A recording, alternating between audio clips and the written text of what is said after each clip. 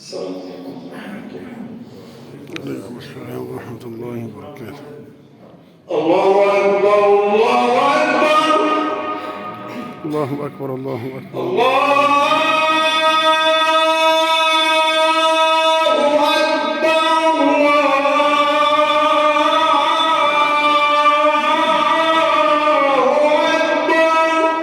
الله أكبر الله أكبر الله أكبر الله أكبر الله أكبر. أشهد أن لا إله إلا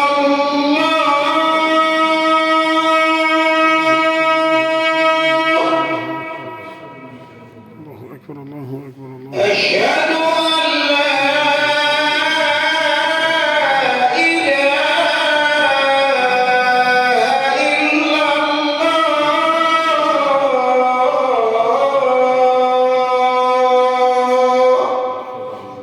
أكبر الله أكبر الله أكبر الله أكبر.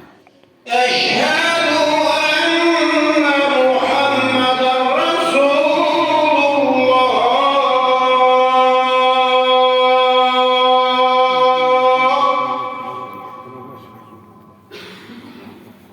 أشهد أن محمدا رسول الله.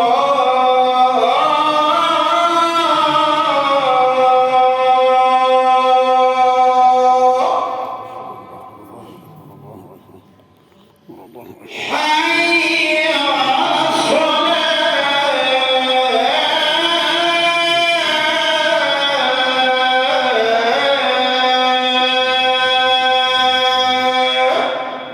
الله أكبر الله أكبر الله أكبر. حي على الصلاة.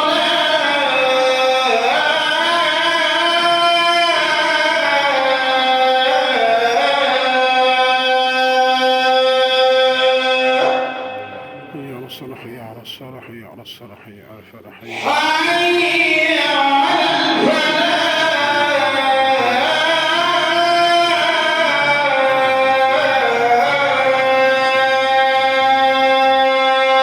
على الفلاح حي على الفلاح حي على الفلاح حي على حي على الفلاح.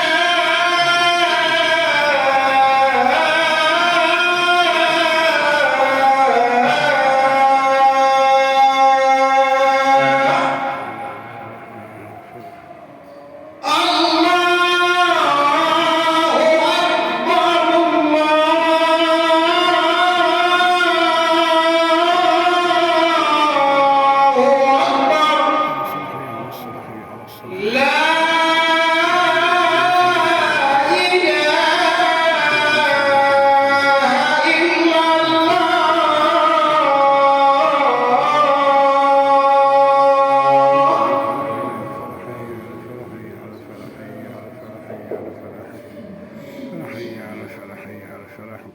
الله أكبر الله أكبر الله أكبر لا إله إلا الله.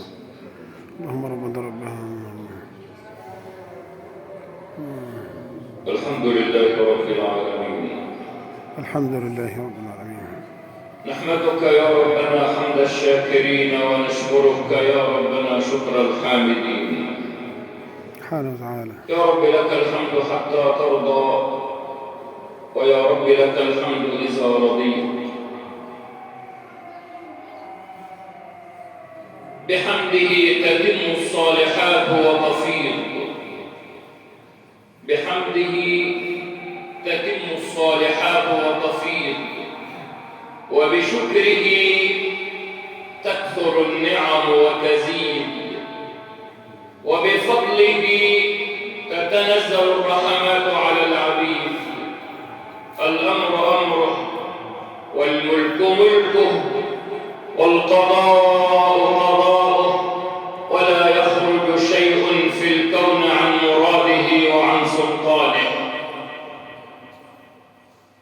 وأشهد أن لا إله إلا الله وحده لا شريك له، واحد في ذاته، متفرد في صفاته، واحد لا من قلة، ومعبود لا من علة. شهادة تنفعنا عند سكرة الموت وظلمة القبر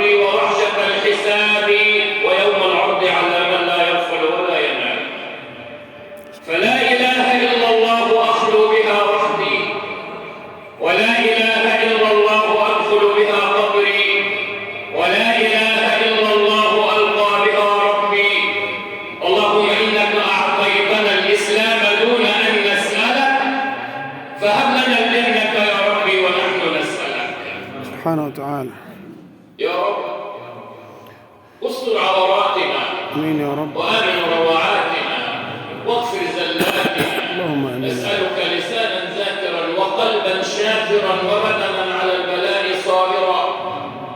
سبحانه وتعالى أعجز الإنسان بذات الإنسان، بل أعجز الإنسان بالجبال وبالنمال. قال للسان ذق وهو لحمة فزع، وقال للعين أبصري وهي شحمة فأبصرت، وقال للأذن اسمعي وهي عظمة فأسمعت. وأشهد أن حبيبنا وعظيمنا وخالدنا وقدوتنا طب قلوبنا عافية أبداننا سر الأسرار سيدنا محمد اللهم صل إمام الأئمة وقمة كل قمة سيدنا محمد اللهم صل خير البريات وسيد السادات سيدنا محمد. اللهم صل وسلم وبارك عليه. أشهد أنك سيدي يا رسول الله قد بلغت الرسالة وأديت الأمانة ونصحت للأمة وكشف الله بك الأمة وتركت الأمة على المحجة البيضاء. قال فيما ورد عنه كل أمتي يدخلون الجنة إلا من أبى. قالوا من يأبى سيدي يا رسول الله؟ قال من أطاعني دخل الجنة ومن عصاني فقد أبى. حينما جاء ملك الموت لنبي الله صالح وكان قد بلغ من العمر 120 عاما، أراد أن يقبض ملك الموت روح نبي الله صالح بعدما بلغ من العمر 120 عاما. فنبي الله صالح بيستعجب بيقول له انت ليه تقبض روحي؟ قال نعم. قال ما عشت الا 120 عاما فقط، انا ما عشتش الا 120 سنه بس.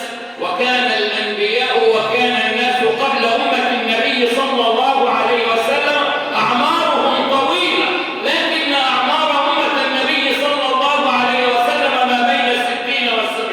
كان الواحد قبل ايام سيدنا النبي وفي الامم السابقه يعيش 120 و300 و400 و950 سنه. فبعد 120 سنه ملك الموت اراد ان يقبض روح نبي الله صالح، فقال له ما عشت الا 120 عاما فقط، انا ما عشتش الا 120 سنه بس. قال له اما علمت ان هناك اناس من امه النبي صلى الله عليه وسلم اعمارهم ما بين 60 و70؟ فقال نبي الله صالح والله لو انني من هذه الامه لبنيت بيتي على باب القبر.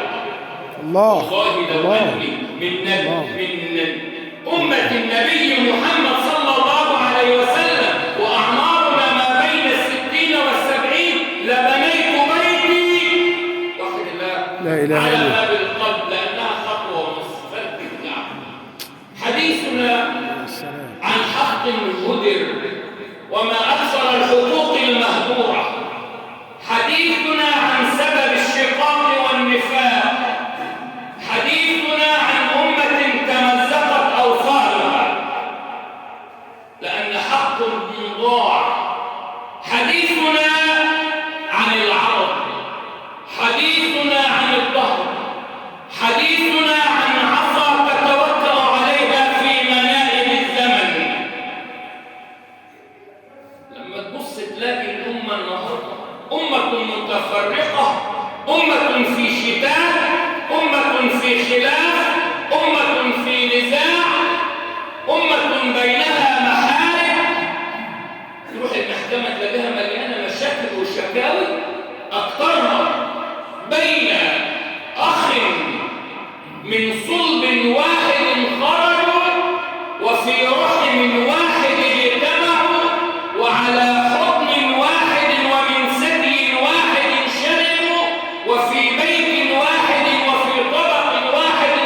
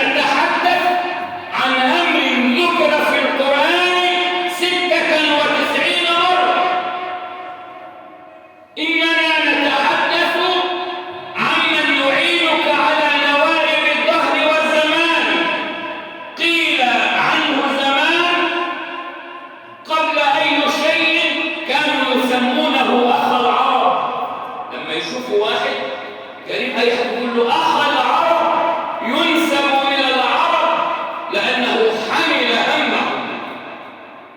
يقول لك يا أخي ده أنا أخوك من لحمك ومن دمك، أخوك من لحمك ومن دمك، يذكر في القرآن 96 مرة، ورغم ذلك لا تتحدث إليه ولا تكلمه وبينك وبينه قطيعة. واحد شاف واحد حامل واحد على ظهره ويصعد به الجبل، قال له إن الحمل ثقيل. شاف واحد شايل واحد على كتفه وطالع له الجبل، بيقول له انت رايح فين؟ ده الشيله تجيله. قال لا، إن الحمل ليس ثقيل، إنه أخي. ربنا سبحانه وتعالى لما ذكر الأنبياء قال وإلى عاد وإلى ثمود أخاهم عاد. نعم. كل الأنبياء نعم. ومش أخوه، لكن الله تبارك وتعالى لقيمة النسب وإلى ثمود أخاهم هود وإلى عاد أخاهم صالح وإلى مدين أخاهم شعيب. لكن حينما ذكر النبي صلى الله عليه وسلم قال لقد جاءكم رسول من أنفسكم، يعني الأنبياء اللي يجوا كلكم الله وصفه بأنه واحد الله، لا إله إلا وصفه الله. بأنه أخ. وإلى ثمود وإلى عاد وإلى مدين أخاكم شعيب. لكن لما إلى حبيبك قال لقد جاءكم رسول من أنفسكم، يعني من حتة منكم، عزيز عليه ما عنتم حريص عليكم بالمؤمنين رؤوف رحيم. اللهم صل عليه. تدبر معي آيات القرآن الكريم، وكل آيات القرآن الكريم تتحدث عن الأخ. وأي أخ؟ قلنا من صلب الأب خرج، وفي رحم الأم اجتمعوا، على ثدي واحد رضعوا، في طبق واحد طعموا وأكلوا، وفي بيت تربوا، ورغم ذلك بينهم قطيعة. كلموا واحد في الصحراء بيقول له بتوحد الله، لا إله إلا الله. زوجتك ماتت، مراتك ماتت، قال فراش يجدد وحد الله. واحد في الصحراء معاه أخوه ومعاه أبوه ومعاه مراته ومعاه ابنه، فبيقولوا له أتى إليه أتي إليه بالخبر، قال زوجتك ماتت، مراتك ماتت. قال لا بأس، فراش يجدد وحد الله، فرش هتتجدد.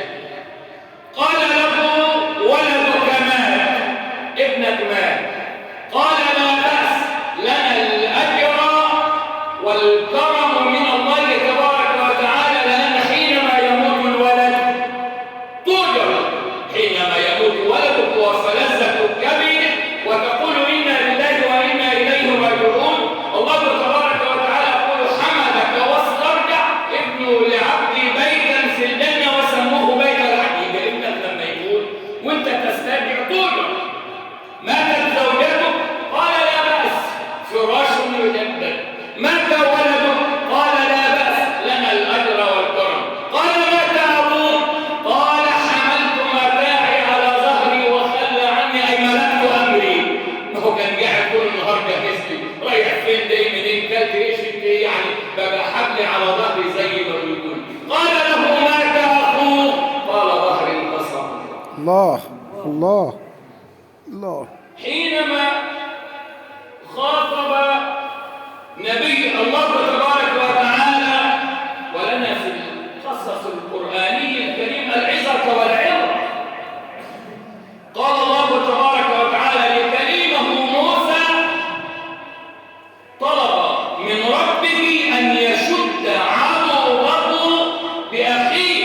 قال رب اشرح لي صدري ويسر لي أمري واحلل عقدة من لساني يفقهوا وزيرا من أهلي هارون أخي. نجا نعم. وزيرا من هارون هارون أخي اشدد به أزري. شوف الله، هارون أخي نعم. اشدد به أزري وأشركه في أمري كي نسبحه. لذلك قال العلماء: ما نفع أحد أخاه قط مثلما نفع نبي الله موسى أخاه هارون. طلب له النبوة فاستجاب الله له، وطلب من الله أن يشد أزره بأخيه هارون. قال: رب اشرح لي صدري ويسر لي أمري واحلل عقدة من لساني يفقهوا قولي واجعل لي وزيرا من أهلي. من أهلي. اجعلوا، مش كده يعملوا أي حاجة، ده نجال. اجعلوا وزيرا من أهلي. مين؟ هارون. وما بالك حينما يشد الله؟ من الذي يشد العضد؟ الله. طلب المعونة من الله أن يشد عضده في الأرض بأخيه. والعضد من المرفق إلى الكتف، الحتة دي كلها عضلات، وكأنكم، وهي الحتة الوحيدة اللي تقدر تتحكم في البتاع، في الإيد. إذا طول ما دي ضعيفة ما أنتش هتقدر تشيل. أنت ما تيجي تشيل هتشيل بالعضد. قال له الله تبارك وتعالى: اسمع، سنشد عضدك بأخيك. هتبقى جوي. سنشد عضدك بمين؟ بأخيك. بمين؟ بأخيك. بأخيك. نعم. إذا العضد والظهر والسند والعصا التي تتكل عليها هو من قطعه، هو من جعلت بينك وبينه شقاق، سواء للمال أو للزوجة أو للولد. بينك وبينه خلاف إيه؟ فلوس. هيسيبها ويمشي وانت هتسيبها وتمشي، والفلوس هتسيبها وتمشي علشان الزوجة. اسمع، لو الحق تبارك وتعالى حينما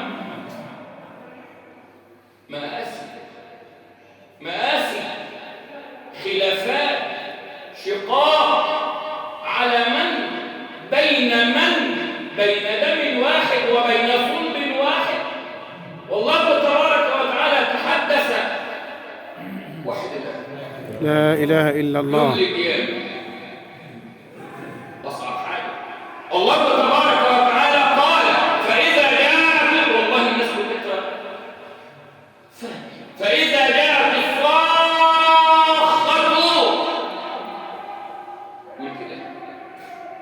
يوم يفر المرء من أخيه.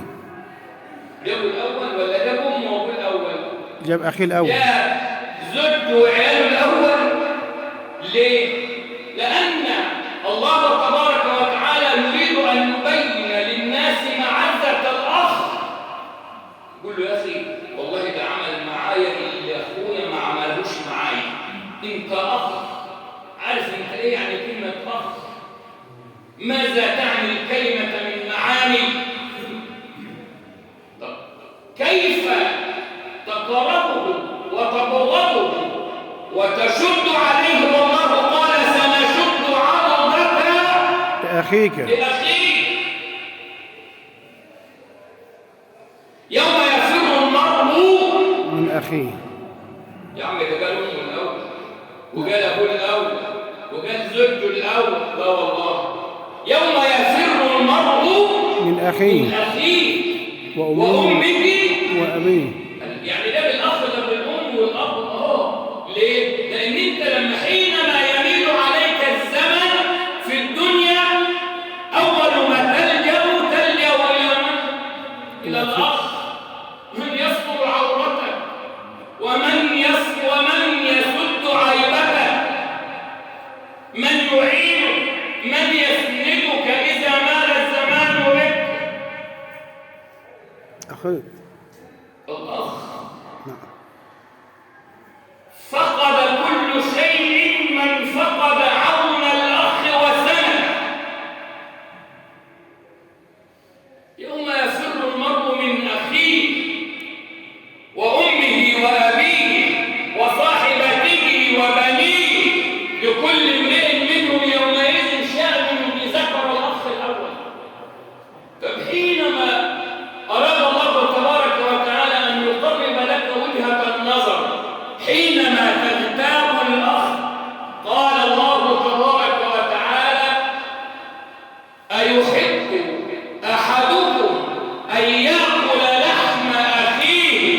ميتا فكرهتموه واتقوا الله إن الله غفور رحيم. قال إنما المؤمنون إخوة فأصلحوا بين أخويكم واتقوا الله لعلكم ترحمون إلى آخر الآيات. القرآن الكريم يتحدث إنما المؤمنون إخوة فأصلحوا بين أخويكم، ويجي يتحدث عن يا أيها الذين آمنوا لا يسخر قوم من قوم عسى أن يكونوا خيرا منهم ولا نساء من نساء عسى أن يكون خيرا منهن، وإلى آخر الآيات. ولا تلمزوا أنفسكم إلى آخر الآيات. أنت لما تقرأ القرآن ما تسرش جرنان وتمشي. قال الله تبارك وتعالى أيحب أحدكم أن يأكل لحم أخيه ميتا فكرهتموه واتقوا الله إن الله تواب رحيم. القرآن الكريم تحدث عن الأخ ومكانته ومعزته 96 مرة. انظروا إلى القرآن الكريم يضرب لك الأمثال. واتل عليهم نبأ ابني آدم واتل عليهم نبأ ابني آدم بالحق إذ قربا قربانا فتقبل من أحدهما ولم يتقبل من الآخر قال لأقتلنك قال إنما يتقبل الله من المتقين. لئن بسطت علي توضح واحد ماسك سيف وحديده ومطوه وسكينه للتاني وطبنجه هيقتله. اللي سيدك النبي صلى الله عليه وسلم منع ان تشير اليه بحديده ان انت تشاور له، فما بالك بمن يغلظ له القول، فما بالك بمن يكيد له، فما بالك بمن يسجل له المحاضر، فما بالك بالقطيعه. ليس منا من بات شبعان وجاره جائع وهو يعلم، عارف ان هو تعبان يبقى يقطع على الخشب ولا الجزور. اما علمت ان هو سند، هو ظهر، هو عصاك التي تتوكل عليها في الزمن. من يعينك على الاخوان اعوان على نوائب الدهر.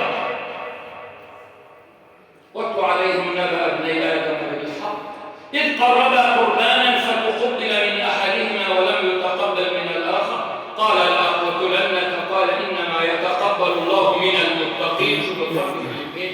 لئن بسطت إلي يدك لتقتلني ما أنا بباسط يدي إليك لأقتلك. ليه؟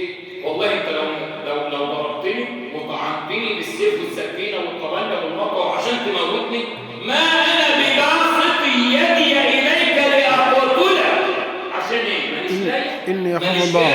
إني أخاف الله. قال إني أخاف الله رب العالمين. نعم. يعني لما أنت تمد إيدك ليا علشان تضربني وعشان تقتلني أنا مش همد إيدي ليك برضه عشان أنفذ العملية. مش خوف منك، مش قلة حيلة مني، لا، لكني أخاف الله رب العالمين.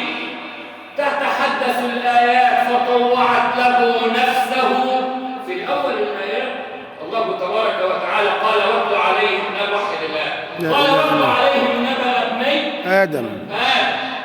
ما قالش اتلوا عليهم نبأ الاثنين الإخوات أو الاثنين الإخوات، لكن الله تبارك وتعالى قال واتلوا عليهم نبأ ابني آدم إذ قربا قربانا. لما قتل قال الله تبارك وتعالى فطوع له نفسه قتل أخيه فقتله فأصبح من الخاسرين. إذن الخسارة هي ألا تخسر مال، ألا تخسر الولد، ألا تخسر الزوجة. الخسارة كل الخسارة أن تخسر أخاه. فطوع له نفسه قتل أخيه فقتله فأصبح من الخاسرين. فبعث الله غرابا يعني يبحث في الأرض ليريه كيف يواري سوءة أخيه قال يا ويلتى يا ختي أعجزت أن أكون مثل هذا الغراب فأواري سوءة أخي فأصبح من النادمين. نعم. الحديث عن الأخ.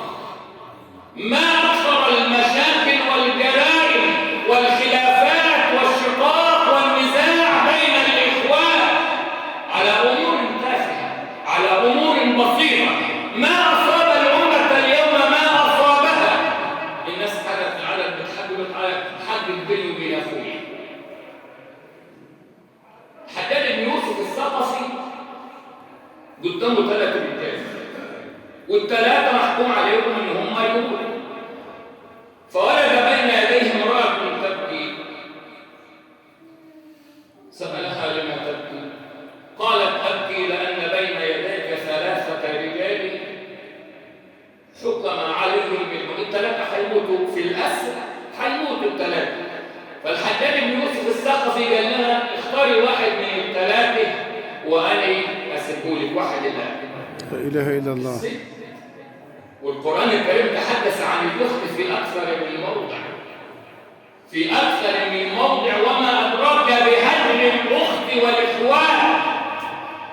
قال لها اختاري واحد من ال3 أسيبهولك وناخد 2.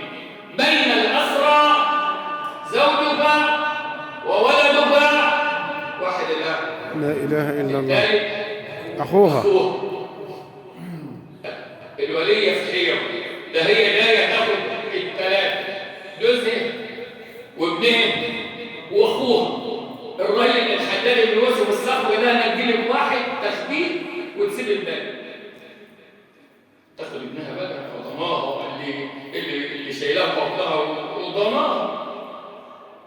فاختارت، كل يبص لها تختار من؟ فاختارت الأخ.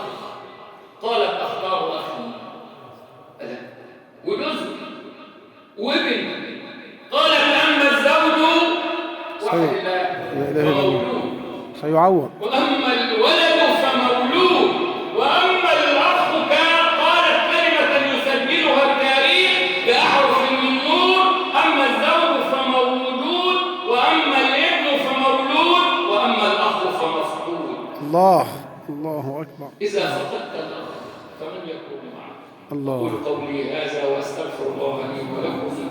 ادعوا الله وأنتم موقنون بالإجابة.